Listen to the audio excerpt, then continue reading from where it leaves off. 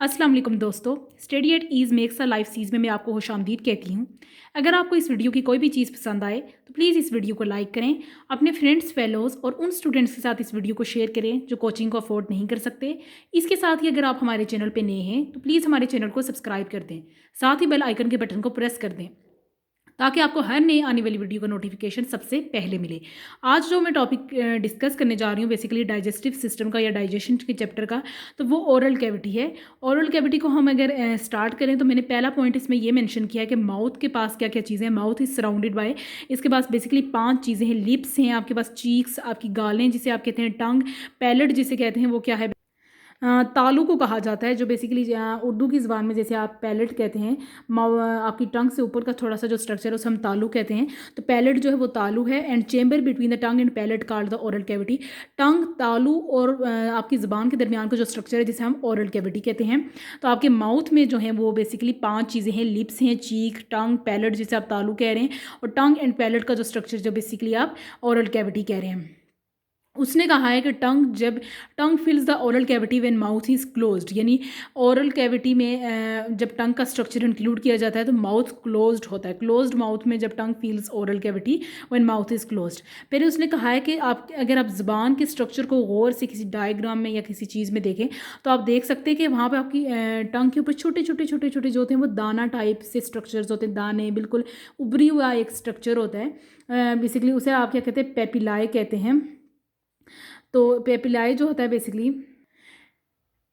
Basically वो structure है जो आपकी टंग पे मौजूद है और ये फ्रिक्शन कॉज करता है। फ्रिक्शन का क्या मतलब है, जो ही आपने खाना अपने मुंह में डाला वो एकदम से बेसिकली आप खाना जो होता है वो आपकी हलक से नीचे तो नहीं उतर जाता ना, खाना आपकी बेसिकली ज़बान पे ही रहता है। फ्रिक्शन कॉज करता है, रगड़ बेसिकली प्रोड्यूस करता है, जिसकी वजह से खाना एकदम से गले से नीचे नहीं उतर जाता, बल्कि फ्रिक्शन की वजह से थोड़ा आप उसको च्यू कर लेते हैं, स्वेलो, फिर आराम से उसको स्वेलो करते हैं। तो बेसिकली इसी के बारे में भी लिखा हुआ है कि useful in handling the food, और ये मतलब हैंडल करने में आपके फूड को हैंडल करने में हेल्प आउट करता है बेसिकली, यानी एकदम से खाना नीचे नहीं उतार देता बल्कि वहीं पे रखता है आपकी ज़ुबान पे जब तक आप उसको अच्छे से च्यू ना कर लें। फिर लिखा हुआ है कि इसके पास टेस्ट बर्ड्स भी हैं। टेस्ट बर्ड्स का क्या मतलब है, बेसिकली अगर आपने एलिमेंट्री क्लासेस में अगर हम जब साइंस पढ़ते हैं तो वहाँ पे ये डिस्कस किया जाता है कि फर्स्ट पोर्शन जब आप वहाँ पे स्वीट, सोर एंड बिटर एंड इस तरह के जो स्ट्रक्चर्स आपकी ज़ुबान पे दिखाए जाते हैं, वहाँ पे ये स्ट्रक्चर्स मौजूद होते हैं कि जब आप खाना मुंह में डालते हैं तो कौन सा ज़ुबान का कौन सा पोर्शन आपको मीठे के बारे में बताता है कि खाना आपका मीठा है, कौन सा पोर्शन बताता है कि खाना कड़वा है या बेसिकली खट्टा है, आपका खाना किस तरह का भी खाना है। तो वो टंग के बेसिकली 4 पोर्शंस होते हैं जिसे हम टेस्ट बर्ड्स कहते हैं। उन्होंने टंग को जो होता है बेसिकली 4 पोर्शंस में डिवाइड किया होता है कि कौन सा पोर्शन मिठास के बारे में बताएगा, खटास के बारे में बताएगा, तुर्च है, कड़वा है, कैसा है खाना, तो वो इसके बारे में टेस्ट बर्ड जो है वो बेसिकली पेपिलाए पे मौजूद है। टंग के ऊपर क्या है, बेसिकली पेपिलाए मौजूद है, ये छोटे छोटे उभरे हुए स्ट्रक्चर्स जो बेसिकली फ्रिक्शन को खास करते हैं, और पेपिलाए के ऊपर जो चीज़ मौजूद है उसे हम बेसिकली टेस्ट बर्ड्स कहते हैं। फिर बताया जा रहा है तालू जो आपका स्ट्रक्चर है पैलेट, उसके बारे में ये बात बताई जा रही है कि तालू जो होता है बेसिकली आपके मुंह में जो आपका तालू मौजूद है वो रूफ यानी आपके ओरल कैविटी की छत बनाता है। ओरल कैविटी जो होती है बेसिकली उसकी छत जो होता है वो आपका तालू बनाता है। जो आपके मुंह में स्ट्रक्चर मौजूद है उसे हम तालू कहते हैं। अब इसके 2 पार्ट्स हैं पैलेट के, एक एंटीरियर पार्ट है और एक पोस्टीरियर पार्ट है। एंटीरियर का मतलब होता है आगे वाला हिस्सा और पोस्टीरियर का मतलब होता है पीछे वाला हिस्सा। आगे वाला जो हिस्सा है इसके पास कौन सा पैलेट है, हार्ड पैलेट। पैलेट की कौन सी टाइप है, हार्ड। और पीछे वाले हिस्से के पास पैलेट की कौन सी टाइप है, सॉफ्ट पैलेट, यानी पैलेट जो है वो बेसिकली सॉफ्ट फॉर्म में मौजूद है। टीथ के बारे में बताया जा रहा है कि आपकी बेसिकली मुंह में जो है वो 32 टीथ मौजूद हैं और 32 टीथ का डिफरेंट फंक्शंस है। बेसिकली टीथ जो होते हैं वो डिफरेंटली आपके खाने को हैंडल कर रहे होते हैं। कौन से फंक्शंस मैंने हमारे जो 32 टीथ है उसको मैंने 4 कैटेगरीज में डिवाइड किया है। इंसीजर्स टीथ जो होते हैं बेसिकली अगर आप अपने आगे वाले दांत देखें उनके 3 दांतों के दरमियान में 2 इस तरह के स्ट्रक्चर्स है, इंसीजर स्ट्रक्चर्स, नोकीले स्ट्रक्चर जो हैं बेसिकली इंसीजर्स के, वो फ्रंट टीथ हैं। चीज़ल शेप्ड है, चीज़ल का मतलब है नोकीली तरह के स्ट्रक्चर्स हैं आपकी बेसिकली दांतों में। और sharp edges are used to bite large pieces of food, ये आपके लार्ज पीसीज ऑफ फूड को बेसिकली बाइट करने में मदद करते हैं। जो हमारे सामने वाले 2 नोकीले दांत हैं बेसिकली ये फ्रंट टीथ हैं, उनको चीज़ल शेप्ड कहा जाता है और कहा जा रहा है कि ये लार्ज पीसीज ऑफ फूड को बाइट करने के लिए यूज़ किए जाते हैं। कैनिन टीथ जो हैं बेसिकली कौन शेप्ड हैं, सॉरी इंसीजर टीथ जो हैं वो इस तरह के हैं। इंसीजर टीथ जो हैं ये सामने वाले 3 दांत हैं, उनको इंसीजर्स कहा जा रहा है। और कौन शेप्ड जो हैं ये बेसिकली ये कौन टाइप स्ट्रक्चर्स हैं, और ये क्या करते हैं, ग्रेस्प करने में और टीयरिंग, खाने को तोड़ना फोड़ना, मतलब उसको पीसीज में कन्वर्ट करने में जो है वो कैनिन शेप्ड टीथ जो हैं वो आपकी हेल्प आउट कर रहे हैं। इंसीजर्स का आप जो फ्रंट टीथ होते हैं बेसिकली 3 जो आपके फ्रंट टीथ हैं उनको मैंने गलती से बता दिया था आपको कि वो कौन शेप्ड हैं, चीजल शेप्ड हैं या नोकीले हैं। वो नोकीले नहीं, ये बेसिकली सामने वाले 3 दांतों की बात की जा रही है कि वो फ्रंट टीथ हैं, इनकी चीजल शेप्ड है और बेसिकली ये basically large pieces of food को आपको बाइट करने में मदद करते हैं। कैनिन जो है वो नोकीले दांत है, जो आपके साइड वाले 2 नोकीले दांत होते हैं, 2 दांत ऊपर होते हैं 2 नीचे, वो कॉन शेप्ड टीथ जो हैं बेसिकली खाने को चीरने फाड़ने में मदद कर रहे हैं। प्री मोलर्स एंड मोलर्स के बारे में बताया जा रहा है। मोलर्स जो होती हैं बेसिकली आपके पास दाढ़ें होती हैं, और प्री मोलर्स दाढ़ों से पहले वाले जो बेसिकली आपके पास दांत मौजूद है। मोलर्स को आप क्या कहेंगे कि ये दाढ़ें। Pre molars and molars, molars जो है बेसिकली आपके पास दाढ़ें हैं, और प्री मोलर्स दाढ़ों से पहले वाले स्ट्रक्चर, प्री जो होता है वो पहले को कहते हैं। आप प्री मोलर्स के और मोलर्स के बारे में क्या कहा जा रहा है कि इनकी सरफेसिस जो है बेसिकली बिल्कुल फ्लैटेंड हैं, और ये क्या करते हैं, ग्राइंड करने को। देखो आपके मुंह में जो है वो खाना किस तरह से पहले सिर्फ लार्ज पीसीस से छोटे पीसीस में कन्वर्ट हो रहे हैं इंसीजर्स के ज़रिए से, फिर चीर फाड़ हो रही है कैनिन दांतों के ज़रिए से, और जो आपकी दाढ़ें हैं बेसिकली वो ग्राइंड कर रही हैं, खाने को और छोटा कर रही हैं ग्राइंड करके। तो आप अपनी कन्फ्यूजन जो है वो इंसीजर्स के लिहाज से क्लियर कर दीजिएगा। मैंने गलती से आपको बता दिया है। इंसीजर्स के बारे में मैंने ये बताया कि सामने वाले जो 3 दांत हैं बेसिकली वो, और कोने कैनिन शेप्ड जो है बेसिकली जो साइड पे आपके 4 दांत होते हैं नोकीले, ऊपर और नीचे, कैनिन जो है उनकी वो नोकीली शेप है, और इंसीजर जो है बेसिकली ये आपके सामने वाले 3 दांत हैं जो बेसिकली लार्ज पीस को स्मॉल पीसेस में कन्वर्ट करते हैं। तो इस कन्फ्यूजन को प्लीज़ क्लियर कर दीजिएगा। देन आगे हमने 4 कैटेगरीज पढ़ी हैं दांतों की, और आपने देखा कि खाना जो है 4 कैटेगरीज से बिल्कुल करेक्ट होता है तब जाके ये स्वेलो होना स्टार्ट होता है। फिर ये भी बताया जा रहा है कि यहाँ पे ग्लैंड्स मौजूद हैं ओरल कैविटी में। कौन सी पहली ग्लैंड जो है वो पैरोटिड, और जिसका दूसरा नाम पैरोटिस भी हो सकता है, सब लिंगुअल और सब मैंडिबुलर, 3 तरह की ग्लैंड्स हैं। ये सलाइवा प्रोड्यूस करती हैं, और इस सलाइवा में इंजाइम्स होते हैं। सलाइवा किसे कहते हैं, बेसिकली थूक को कहा जाता है। आपकी बेसिकली मुँह में जो थूक मौजूद है, तो ये 3 तरह की ग्लैंड्स इस थूक को प्रोड्यूस कर रही हैं। सबसे पहली चीज़ जो वो पैरोटिड या पैरोटिस, देन सब मैंडिबुलर एंड सब लिंगुअल। अब अगर हम ओरल कैविटी के फंक्शंस पढ़ें तो जस्ट लाइक द स्टमक, अब स्टमक में मैंने आपको mechanical and chemical digestion discuss की है, तो ओरल कैविटी में भी मैकेनिकल एंड केमिकल डाइजेशन हो रही है। उसने कहा है physical division of the mass of the food into the smaller message. Physically जो आपका खाना जो होता है वो लार्ज पीसीस से स्मॉल पीसीस में कन्वर्ट हो रहा है, तो इसे हम क्या कहेंगे बेसिकली कि ये हमारे पास फिजिकल डाइजेशन हो रही है ओरल कैविटी में, नॉट इन द बेसिकली। इसके बारे में ये नहीं कि ये स्टमक का नहीं है। स्टमक में भी जस्ट लाइक हमने मैकेनिकल एंड केमिकल डाइजेशन पढ़ी थी, तो यहाँ पे भी हम मैकेनिकल एंड केमिकल डाइजेशन को डिस्कस करने जा रहे हैं कि फिजिकल डिवीजन है। फिजिकल ये होता है, फिजिकल डिवीजन कैसे होती है, मतलब फिजिकली खाना कैसे आप, सबसे पहले जो अगर मैं खाना बनाने की बात करूँ तो वहाँ पर कुकिंग के ज़रिए से जो होता है बेसिकली ऐसा हो रहा होता है कि कुकिंग के ज़रिए से आप इसको कर रहे होते हैं। ये मैंने इसको नीचे डिस्कस भी कर दिया है कि फिजिकल जो है वो physical division of the mass of the food है, और केमिकल जो है इसमें केमिकल्स के ज़रिए से लार्ज मॉलिक्यूल स्मॉल मॉलिक्यूल्स में कन्वर्ट हो रहे हैं। तो और फिजिकल में फिजिकल डिवीजन। अब फिजिकल में मैं सबसे पहली चीज़ डिस्कस करूँ तो आप उसको कुक करते हैं।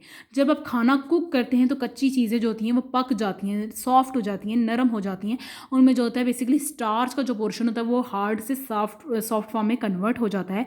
तो कुकिंग वो पहला प्रोसेस है मैकेनिकल में जो आप करते हैं। फिर आप खाने को च्यू करते हैं, और च्यू करने से ये होता है कि सेलुलोज जो होता है वो रिड्यूस हो जाता है। सेलुलोज जो स्टार्च की कवरिंग होती है वो ख़त्म हो जाती है, और ये स्टार्च की कवरिंग ख़त्म होने से डाइजेस्टिव प्रोसेस जो होता है वो इंक्रीज़ हो जाता है। तो पहले 2 चीज़ें जो हमने डिस्कस की, कुकिंग एंड च्यूइंग, खाने को च्यू करना। जाहिर सी बात है आप उसको मतलब च्यू किए बगैर आप नीचे नहीं उतार सकते खाना। पर देखा जाता है कि food taken in the mouth is chewed or masticated by the teeth. Chewed का दूसरा नाम उसने बेसिकली मेस्टिकेटेड भी कहा है। फिर इसने कहा है कि लार्ज फूड पार्टिकल्स जो हैं बेसिकली वो स्मॉल पोर्शंस में कन्वर्ट हो रहे हैं, और उसकी वजह से सरफेस एरिया इंक्रीज़ हो जाता है लाइपेज इंजाइम्स के लिए।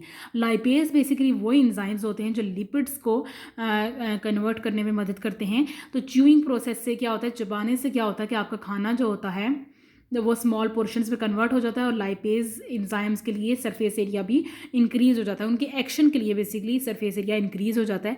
तो उम्मीद है आपको फिजिकल और केमिकल की समझ आई होगी मैकेनिकल की। हमने इसके लिए कहा कुकिंग च्यूइंग किया और देन आपके मुंह में खाना गया और उससे आपने उसको मेस्टिकेशन के ज़रिए से उसको स्मॉल पोर्शंस में कन्वर्ट कर दिया है और उसकी वजह से लाइपेज एंजाइम्स के लिए सरफेस एरिया इंक्रीज़ हो गया है।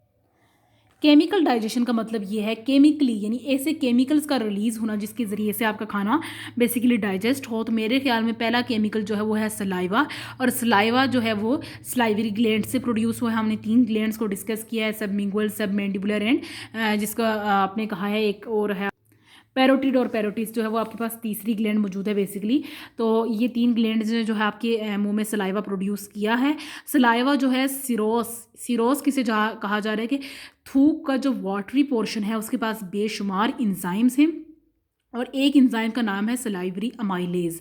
मैं अपनी पिछली कई वीडियोज़ में बता चुकी हूँ कि अमाइलेज वर्ड जो है वो रिलेटेड टू स्टार्च है, कार्बोहाइड्रेट की डाइजेशन से ये रिलेटेड वर्ड है। स्टार्च भी बेसिकली एक कार्बोहाइड्रेट ही होता है, तो कार्बोहाइड्रेट की डाइजेशन से रिलेटेड एक्चुअली ये एक वर्ड है। तो कहा जा रहा है कि सलाइवा का जो वाटरी पोर्शन है उसमें इंजाइम्स हैं, और एक इंजाइम जिसका नाम सलाइवरी अमाइलेज है, यानी स्टार्च स्प्लिटिंग इंजाइम है। तो ये किस चीज़ को ब्रेक कर रहा है? बेसिकली ग्लूकोज मोलिक्यूल्स जो हैं उसमें जो कोवेलेंट बॉन्ड्स मौजूद हैं उनको ब्रेक करने में एक्चुअली हेल्प कर रहा है। तो यानी ग्लूकोज मॉलिक्यूल्स में जो कोवेलेंट बॉन्ड हैं उनको ब्रेक करने में सलाइवरी अमाइलेज हमारी मदद कर रहा है।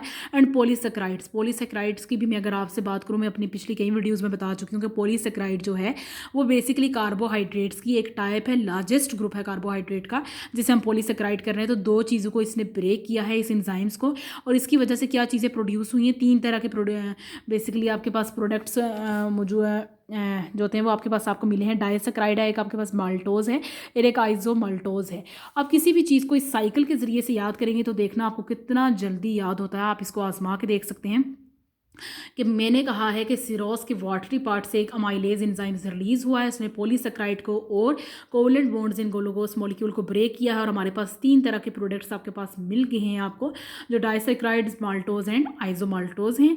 उसने कहा है कि सिर्फ 3 से 5% कार्बोहाइड्रेट्स जो होते हैं वो आपके माउथ में ही डाइजेस्ट हो जाते हैं, यानी आपकी स्टार्टिंग पोर्शन में ही 3 से 5% कार्बोहाइड्रेट्स जो हैं वो डाइजेस्ट हो गए हैं। देन एक और स्ट्रक्चर हम डिस्कस करने जा रहे हैं जिसका नाम है फेरिंग्स, और फेरिंग्स वो स्ट्रक्चर है जस्ट आपके माउथ के पीछे मौजूद है। इसका क्या फंक्शन है कि ये नेजल और ओरल कैविटी को लैरिंग्स और ये फिर जो है बेसिकली ये कहा जा रहा है कि ये आपकी नेजल एंड ओरल कैविटी को लैरिंग्स एंड ओसोफेगस से स्ट्रक्चर को बेसिकली कनेक्ट करने का काम कर रहा है। आप यानी फेरिंग्स को एक कनेक्टिंग स्ट्रक्चर भी कह रहे हैं जो 2 पोर्शंस को कनेक्ट कर रहा है। नेजल एंड ओरल कैविटी की स्ट्रक्चर को जो है बेसिकली ओसोफेगस और लैरिंग्स के साथ कनेक्ट कर रहा है। लैरिंग्स का बेसिकली आप दूसरा नाम जो है वो वॉइस बॉक्स भी कह सकते हैं। लैरिंग्स ही वो पोर्शन है जहाँ से आपकी आवाज़ निकलती है, जो आप आवाज़ प्रोड्यूस करते हैं, तो वो लैरिंग्स को आप वॉइस बॉक्स भी कह सकते हैं। देन फंक्शंस लिखा हुआ है, इसके बारे में फंक्शंस हमने पढ़ लिए कि ये कनेक्टिंग का काम कर रहा है। फेरिंग्स के 3 पार्ट्स हैं, नेजोफेरिंग्स, ओरोफेरिंग्स एंड लैरिंगोफेरिंग्स। नेजोफेरिंग्स के बारे में ये कहा जा रहा है, नेजो वर्ड देखें आप, वर्ड से अगर इसको रिलेट करें तो ये नेजल कैविटी से रिलेटेड कोई वर्ड है। उसने कहा कि ये कम्युनिकेट करता है नेजल कैविटी के साथ और एयर की हेल्प आउट करता है। बेसिकली फेरिंग्स का ये वो स्ट्रक्चर है जो हवा को अंदर और बाहर आने में आपकी ऑक्सीजन को मदद कर रहा होता है, वो स्ट्रक्चर है। दूसरा स्ट्रक्चर जो हम पढ़ने जा रहे हैं बेसिकली ओरोफेरिंग्स है, और ये कहा जा रहा है कि ये बिल्कुल सॉफ्ट पैलेट के पीछे मौजूद है इनटू द नेजोफेरिंग्स। ये इसकी लोकेशन जो है वो मैंने डिस्कस किया आपके साथ कि ये जो स्ट्रक्चर है ये सॉफ्ट पैलेट के बिल्कुल बिहाइंड मौजूद है नेजोफेरिंग्स में। और नेजोफेरिंग्स का हमने ये कहा कि वो नेजल कैविटी के साथ कम्युनिकेट करके ऑक्सीजन को अंदर और बाहर आने में मदद कर रहा है।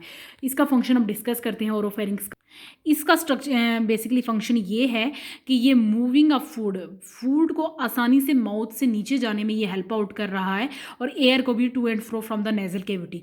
टू एंड फ्रो बेसिकली अगर आपने 9th की बुक में ये टू एंड फ्रो का टॉपिक पढ़ा हो फिजिक्स में, तो टू एंड फ्रो मोशन कैसा होता है, जस्ट लाइक दिस तरह का स्ट्रक्चर होता है कि यहाँ से एक पार्टिकल यहाँ आता था, फिर मीन पोजीशन पे, फिर एक्सट्रीम पोजीशन पे, फिर मीन से एक्सट्रीम पे। तो आई होप सो कि आपको वो टॉपिक अगर याद हो, ऑसिलेशंस वाला जो हमने पढ़ा था, ऑसिलेशंस टॉपिक में टू एंड फ्रो, तो हवा को ऐसे अंदर और बाहर आने में मदद करता है और फूड को भी बेसिकली माउथ से नीचे जाने में मदद करता है। देन आपके पास एक तीसरा पार्ट जो है फेरिंग्स का, हमने नेजोफेरिंग्स और ओरोफेरिंग्स उनकी लोकेशंस और उनके फंक्शंस को डिस्कस कर दिया है। लैरिंगोफेरिंग्स जो है इसका तीसरा और लास्ट पार्ट है। तो इसके बारे में इसने क्या लिखा है, ये तीसरा है बेसिकली, थर्ड टू नहीं है, तीसरा है। उसने लिखा कि लैरिंगोफेरिंग्स जो है बेसिकली ओरोफेरिंग्स से नीचे मौजूद है। जैसे नेजोफेरिंग्स जो था ना वो ओरोफेरिंग्स जो था वो नेजोफेरिंग्स के नीचे मौजूद था, इसी तरह लैरिंगोफेरिंग्स भी जो है ओरोफेरिंग्स के बिल्कुल नीचे मौजूद है। और ये कहाँ पे जाता है, लैरिंग्स में और ओसोफेगस में। वर्ड अगर आप लैरिंग्स ही कंसिडर करें, वर्ड लैरिंगो कंसिडर करते हैं तो आपको खुद समझ आ जाती है कि ये लैरिंग्स में ओपन होता है और ओइसोफेगस में। हम लैरिंग्स और ओइसोफेगस को वन बाय वन डिस्कस करेंगे आगे। बोलस के बारे में बताया जा रहा है कि बोलस क्या चीज़ है। टंग जो आपकी ज़ुबान है, उसने जो खाना चबाया है और सलाइवा ने उस खाने को मॉइस्टेंड किया, यानी उसको थोड़ा सा वाटर प्रोवाइड किया है। अब खाना जो है वो एक नवाला टाइप स्ट्रक्चर आपकी बॉडी में बन जाता है, बॉल लाइक स्ट्रक्चर बन जाता है, जिसे हम बोलस कहते हैं। और इस बोलस को जो होता है वो फेरिंग्स में बेसिकली पुश किया जाता है कि तुम फेरिंग्स में चले जाओ। और फेरिंग्स के कौन से पोर्शन में, बेसिकली ओरोफेरिंग्स में, क्योंकि मैंने आपको अभी ऊपर डिस्कस किया कि ओरोफेरिंग्स ही वो स्ट्रक्चर है जिसके ज़रिए से खाना आसानी से माउथ से नीचे जाता है। तो खाना भी जाहिर सी बात है फेरिंग्स के उसी पोर्शन में जाएगा, ओरोफेरिंग्स में। तो ये वर्ड मैंने ओरोफेरिंग्स इसलिए लिखा कि एमसीक्यूज के अकॉर्डिंग इंपॉर्टेंट होता है कि खाना जो होता है वो फेरिंग्स के कौन से हिस्से में जाएगा, माउथ से होके। बोलस जो स्ट्रक्चर है, बोलस वो स्ट्रक्चर है जो बेसिकली आपकी ज़ुबान ने खाने को चबाया, आपके दांतों ने खाने को चबाया और उसके बाद सलाइवा ने थोड़ा सा उसमें वाटर ऐड कर दिया। अब ये जो है एक स्ट्रक्चर है, ये बेसिकली गूंदा हुआ, जैसे आप आटा गूंदा हुआ स्ट्रक्चर कह सकते हैं, इसी तरह का एक स्ट्रक्चर बन गया जो ओरोफेरिंग्स में जा चुका है। फिर उसने कहा है कि आपकी जो यहाँ पे मसल्स मौजूद हैं, उसने सॉफ्ट पैलेट को रिलीज़ किया है। हमने हार्ड इंटीरियर पैलेट और सॉफ्ट इंटीरियर पैलेट जो है वो हम पहले ही पढ़ चुके हैं। पैलेट की दो तरह के पोर्शंस थे, हार्ड इंटीरियर पैलेट और सॉफ्ट इंटीरियर पैलेट था वहाँ पर हमारे पास। उसके बारे में हमने ये कहा कि मसल्स ने उस पैलेट, सॉफ्ट पैलेट को रेज कर दिया है। किसके अगेंस्ट रेज किया, किसके खिलाफ उसको खड़ा किया है, फेरिंग्स की बैक वॉल्स के अकॉर्डिंग। फेरिंग्स की बैक वॉल्स के खिलाफ इसने बेसिकली सॉफ्ट पैलेट को रेज कर दिया है। और इसकी वजह से क्या होता है, नेजल कैविटी और फेरिंग्स का जो रास्ता होता है, जो कम्युनिकेशन का रास्ता हो गया, वो बंद हो गया है। और preventing the food from entering into the nasal cavity, यानी ये रास्ता इसलिए बंद हुआ कि जो खाना आप नीचे भेज रहे हैं अपने स्टमक में, इसमें ये बताया जा रहा है कि ज़ाहिर सी बात है खाना जो आपकी नेज़ल कैविटी में एंटर ना हो जाए, नाक की जो आपके पास एक पैसेज वे है उसमें खाना एंटर ना हो जाए, तो इसलिए हमें जो है ये सॉफ्ट पैलेट रेज हुए और फेरिंग्स के अकॉर्डिंग, फेरिंग्स के बैक वॉल्स के अकॉर्डिंग ये अगेंस्ट जो है एक रेज हुए हैं। और इसकी वजह से खाना जो है आपकी नेज़ल कैविटी में एंटर नहीं हो सकता। ऐसा फूड जो आपकी फेरिंग्स में, आपके ओरोफेरिंग्स में मौजूद है, उसका जो प्रेशर है उसकी वजह से जो है वो नर्व्स जो होती हैं वो स्टिमुलेट हो जाती हैं। स्टिमुलेट होने का मतलब है प्रिपेयर हो जाती हैं। और इसके बारे में भी ये बताया जा रहा है कि स्वेलविंग रिफ्लेक्स को स्टार्ट कर देती हैं। देखिए खाना जब अब तक आपके माउथ में है, उन पेपिलाए की वजह से, इन प्रोजेक्शंस की वजह से फ्रिक्शन है और खाना जो है वो एकदम से निगला नहीं जाता। लेकिन जो ही वो थोड़ा सा पीछे जाता है तो खाना एकदम से आप निगल लेते हैं। वो ये होता है कि वो रिफ्लेक्स जो होता है वो इनवॉलंट्री होता है। इनवॉलंट्री का मतलब ये होता है कि उसको आप कंट्रोल नहीं कर सकते। इसके बाद ये होता है कि स्वेलिंग रिफ्लेक्स स्टार्ट हो जाता है और वॉइस बॉक्स, मैंने पहले भी आपको बताया कि लैरिंग्स जो होता है वो एपीग्लोटिस के साथ मिल जाता है। एपी मीन्स अपर पोर्शन, यानी ग्लोटिस के ऊपर वाला portion. AP means upper and glottis means glottis, यानी ग्लोटिस का अपर पोर्शन जो है वहाँ पे उसे हम एपीग्लोटिस कहते हैं। इसके बाद क्या होता है कि ग्लोटिस के जो कार्टिलेज होते हैं ड्रॉप्स हो जाते हैं। ड्रॉप्स का मतलब है कि बंद हो जाते हैं और ग्लोटिस के ऊपर बेसिकली कवरिंग हो जाती है। मैं आपको एक डायग्राम बता देती हूँ इसके बारे में।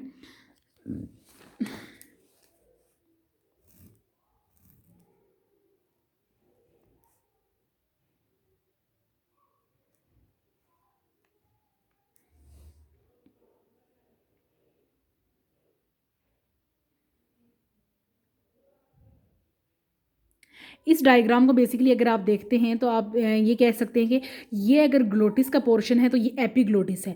ये एक ढक्कन टाइप स्ट्रक्चर है जो बेसिकली एकदम से बंद हो जाता है। जब खाना जो होता है वो इसके पास पहुंचता है तो ये एक ढक्कन टाइप स्ट्रक्चर है जो एकदम से बंद हो जाता है। और ये ढक्कन जो है बेसिकली इसे हम एपीग्लोटिस कहते हैं। और ये जो एक ट्यूब लाइक स्ट्रक्चर है इसे हम ग्लोटिस कहते हैं। ये वो ढक्कन टाइप स्ट्रक्चर है बेसिकली जिसको मैंने, जहाँ से एरो स्टार्ट हुआ है वो एपीग्लोटिस है और ये ट्यूब लाइक स्ट्रक्चर जो है ये ग्लोटिस है। जो ही ये खाना यहाँ पे पहुँचता है तो ये ढक्कन जो होता है इसके ऊपर एकदम से बंद हो जाता है ताकि खाना जो है वो आपकी ओसोफेगस यानी ओइसोफेगस में एंटर ना हो जाए। तो उसने बताया कि एपीग्लोटिस कार्टिलाज जो है वो ड्रॉप्स ओवर ग्लोटिस यानी उसके ऊपर बंद हो जाता है ये दरवाज़ा। ग्लोटिस के बारे में बताया जा रहा है कि ग्लोटिस जो चीज़ है वो क्या है, ये लैरिंग्स और ट्रैकिया के दरमियान एक ओपनिंग है। लैरिंग्स जो आपके पास बेसिकली वॉइस बॉक्स है, और ट्रैकिया जो आपके पास है सांस की नाली थी, दोनों के दरमियान एक ढक्कन है, बेसिकली एक ओपनिंग है। और इसके बारे में बताया जा रहा है कि food passed over the trachea without entering it. अच्छा, इसका क्या फ़ायदा हुआ? जब ग्लोटिस के ऊपर वो एपिग्लोटिस का ढक्कन बंद हो गया है तो इसका फ़ायदा ये हुआ कि सांस की नाली के ऊपर से खाना गुजर गया है, सांस की नाली के अंदर नहीं गया खाना। सांस की नाली वाला ढक्कन, जो ही खाना जो है आपका यहाँ पे पहुँचता है तो बेसिकली एपिग्लोटिस ने उस ढक्कन को बंद कर दिया है। एपिग्लोटिस ही वो ढक्कन है जो बंद हो गया है, और इसकी वजह से खाना जो वो खुराक कह रही है सॉरी, सांस की नाली में एंटर नहीं हुआ, जिसे हम ट्रैकिया कहते हैं, और उसके ऊपर से ये खाना जो है वो गुजर गया है और एंटरिंग इट। अब जो ही खाना एंटर हो जाता है उसके बाद ये होता है कि अब जो हमने ये काम किया था कि सॉफ्ट पैलेट को बेसिकली हमने रेज़ किया था कि सॉफ्ट पैलेट रेज़ हो जाए और एपिग्लोटिस जो है वो बंद हो जाए। अब जब खाना जो है वो ट्रैकिया सांस की नाली के ऊपर से जब गुजर गया है तो सॉफ्ट पैलेट जो होता है वो दोबारा से रेज़ पोर्शन जो होता है वो दोबारा से लोअर हो जाता है, और एपिग्लोटिस दोबारा से रेज्ड हो जाता है, यानी रिवर्स काम हो जाता है। हमने खाने को खुराक की नाली के ऊपर से गुजारने के लिए एपिग्लोटिस को डाउनवर्ड की तरफ बंद कर दिया था और सॉफ्ट पैलेट को हमने रेज़ किया था। अब जब खाना जो है वो खुराक की नाली के ऊपर से गुजर गया है तो क्या होता है कि सॉफ्ट पैलेट दोबारा से लोअर हो जाती है और एपिग्लोटिस का पोर्शन दोबारा से रेज्ड हो जाता है। अब हम पेरिस्टाल्सिस को डिस्कस करने जा रहे हैं। पेरिस्टाल्सिस के बारे में हम ये पढ़ रहे हैं कि relaxation of circular muscles in front of food. Food के फ्रंट पोर्शन पे जो होता है बेसिकली रिलैक्सेशन होती है जब सर्कुलर मसल्स की, और फूड के बिहाइंड पोर्शन पे कॉन्ट्रैक्शन होती है सर्कुलर मसल्स की, तो ये फूड जो होता है वो डाइजेस्टिव ट्रैक्ट में जाता है। अगर हम मैं पेरिस्टाल्सिस के बारे में एक बात बताऊँ तो बेसिकली ये एक वेव टाइप स्ट्रक्चर होता है, वेव जैसे हम फिजिक्स में एक वेव कहते हैं। ये जो स्ट्रक्चर होता है basically digestive tract oral cavity से स्टार्ट हो जाता है, पेरिस्टाल्सिस का ये पोर्शन तो एंड तक रहता है। इसमें यह होता है कि खाने के आगे वाले पोर्शन में सर्कुलर मसल्स होते हैं वो रिलैक्स हो जाते हैं, और जो खाने के पीछे वाले पोर्शन में सर्कुलर मसल्स कॉन्ट्रैक्ट हो जाते हैं, और इसकी वजह से खाना आगे धकेला जाता है, मतलब प्रोपेल्स का मतलब होता है आगे धकेला जाता है। जो ही फूड मूव्स होता है तो पेरिस्टाल्टिक वेव्स होती हैं वो एक्सपेंड हो जाती हैं, और एक्सपेंशन की वजह से पेरिस्टाल्सिस होती है आपके पास। ओइसोफेगस के हम अगर स्ट्रक्चर को डिस्कस करें तो ओइसोफेगस एक पैसेज वे है। सबसे पहले कहने का मतलब ये है कि ये गुजरगाह है, तो अगर ये गुजरगाह है, गुजरने का रास्ता है, तो यहाँ पे कोई डाइजेशन अकर नहीं होती, ये कोई पोर्शन नहीं है, बेसिकली सिर्फ एक गुजरने के रास्ता है, खाने के गुजरने का रास्ता है ओइसोफेगस। फूड ट्यूब भी आप इसे कह सकते हैं। और बेसिकली जो मैंने ट्रैक किया आपको सांस की नाली कहा था, तो आप उसे विंड पाइप या विंड ट्यूब भी कह सकते हैं। ओइसोफेगस को इसी तरह फूड ट्यूब कहते हैं। It's just a passageway, not no any type of digestion takes place here, किसी तरह की भी डाइजेशन यहाँ पे नहीं होती है। एक इंपॉर्टेंट एमसीक्यूज है ये बेसिकली। फिर बताया जा रहा है कि ओइसोफेगस का जो पोर्शन है वो फेरिंग्स एंड स्टमक के दरमियान एक्सटेंड है, यानी ये पोर्शन ओइसोफेगस का जो पोर्शन है वो जस्ट फेरिंग्स से स्टार्ट हुआ है और स्टमक पे ये पोर्शन ख़त्म होता है, इसके दरमियान ये पोर्शन जो है वो एक्सटेंड हुआ है। फिर बताया जा रहा है कि ओइसोफेगस जो है वो 25 सेंटीमीटर लॉन्ग है। अब मैंने ओइसोफेगस के पोर्शन को बेस ऑफ फेरिंग्स की बेस से स्टार्ट हुआ, यानी जस्ट नीचे से स्टार्ट हुआ, फिर ये ट्रैकिया के बिहाइंड इसने डिसेंड किया, ट्रैकिया से नीचे आया, फिर ये कहाँ से गुजरा, ये मेडिस्टेनियम। अब अगर मेडिस्टेनियम को मैं आपको बताऊँ तो मेडिस्टेनियम वो स्ट्रक्चर होता है जो राइट और लेफ्ट लंग्स के दरमियान एक स्पेस है। मेडिस्टेनियम वो पोर्शन है जो लेफ्ट और राइट बेसिकली लंग के दरमियान एक स्पेस है, उसको मेडिस्टेनियम कहते हैं। तो मैंने फेरिंग्स के बारे में बताया कि फेरिंग्स जो है वो फेरिंग्स कह रही हूँ सॉरी, ओइसोफेगस जो है वो फेरिंग्स की बेस से स्टार्ट हुआ, ट्रैकिया के नीचे इसने बिहाइंड तक डिसेंड हुआ, फिर ये मेडिस्टेनियम से गुजरा, यानी दो जो बेसिकली आपके लंग्स हैं उनके दो फेफड़ों के दरमियान जो एक स्पेस है वहाँ से फिर ओइसोफेगस गुजरी, फिर ये डायाफ्राम में पेनिट्रेट हुई। पेनिट्रेट का मतलब होता है किसी चीज़ को चीरते हुए जाना, तो ये डायाफ्राम को चीरते हुए गई और फिर जाके ये स्टमक से मिली।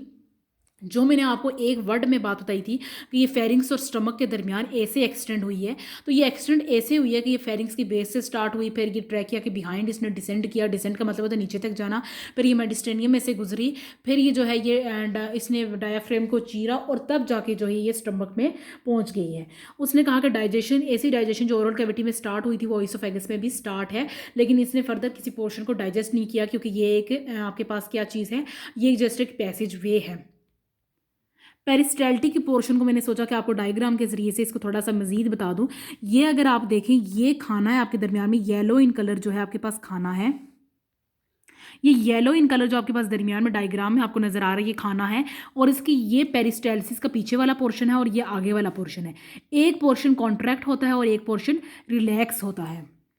बायो में कॉन्ट्रैक्ट और रिलैक्स का वर्ड जो है बेसिकली कॉन्ट्रैक्ट का मतलब होता है कि किसी चीज़ का बंद हो जाना और रिलैक्स का मतलब है किसी चीज़ का खुल जाना। अगर आप यहाँ पे भी पेरिस्टाल्सिस की डायग्राम में देखें तो ये खाना है, इसके जो पीछे वाले सर्कुलर मसल्स हैं ये आपको कॉन्ट्रैक्ट हुए नज़र आ रहे हैं और ये आगे वाला पोर्शन जो आपको ये खुला हुआ नज़र आ रहा है। इस डायग्राम में आपको देखें तो पीछे वाला पोर्शन फिर जुड़ा हुआ है और आगे वाला पोर्शन खुला है, फिर ये जो पीछे वाला पोर्शन है ये जुड़ा है और ये आगे वाला पोर्शन जो है ये खुला हुआ है। ये आप इसको खुला हुआ देख सकते हैं। तो इस तरह आप इसको समझ सकते हैं कि खाने के पीछे जो सर्कुलर मसल्स है वो कॉन्ट्रैक्ट हो गए हैं, जो आगे सर्कुलर मसल्स है वो रिलैक्स हो गए हैं। तो आपको उम्मीद है कि पेरिस्टाल्सिस का अब ये पोर्शन जो है वो समझ आ चुका होगा। और पेरिस्टाल्सिस का फंक्शन ही है कि एक पोर्शन कंट्रैक्ट हो, एक पोर्शन रिलैक्स हो और इसकी वजह से खाना धकेला जाए, पीछे की तरफ ना जाए बल्कि आगे की तरफ ही जाए। पीछे वाला पोर्शन अगर बंद नहीं होगा तो खाना दोबारा से रिवर्स में जा सकता है, इसलिए पीछे वाला पोर्शन बंद है और आगे वाला पोर्शन खुला है। इसके साथ ही मैं अपनी वीडियो से इजाज़त लेती हूँ। उम्मीद है आपको ये वीडियो पसंद आएगी और आपको ये टॉपिक जो है वो ओरल कैविटी का अच्छे से समझ आ गया होगा। फिर भी अगर आपको कोई चीज़ समझ नहीं आती है तो आप कमेंट सेक्शन में इसको पूछ सकते हैं। ओके, अल्लाह हाफिज़।